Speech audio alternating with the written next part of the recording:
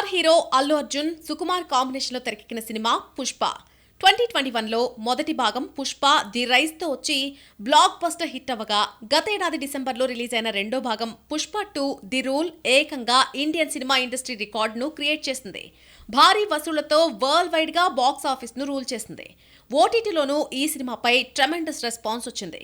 ఈ ఒక్క మూవీతో ఇటు అల్లు అర్జున్, రష్మిక, మూవీ టీం అందరికీ మంచి గుర్తింపు లభించింది. ఇక ఈ సినిమాకు మరొక సీక్వెల్ కూడా ఉంటుందని మేకర్స్ ప్రకటన ఇవ్వడంతో ఈ మూవీ ఎప్పుడెప్పుడు పట్టాలెక్కుతుందా అని అందరూ ఆసక్తిగా ఎదురుచూస్తున్నారు. సుకుమార్ కూడా ఈ చిత్ర కథను మరింత పవర్ఫుల్ గా రెడీ చేయబోతున్నట్టు తెలుస్తోంది.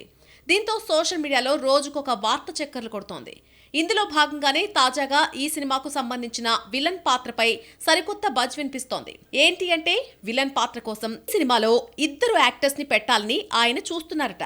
ఇంతకీ ఎవరు అంటే దీనికోసం విజయ్ దేవరకొండ, నాని పేర్లను ఆయన పరిశీలిస్తున్నట్టు సమాచారం. ఇప్పటికీ విజయ్ దేవరకొండ ఈ సినిమాలో విలన్ గా ఉంటాడు అనే వార్త వైరల్ అయిపోయింది.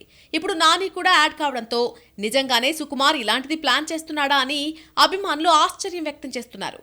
ఇదే కనుక నిజమైతే మూవీ అభిమానులకు పూనకాలే.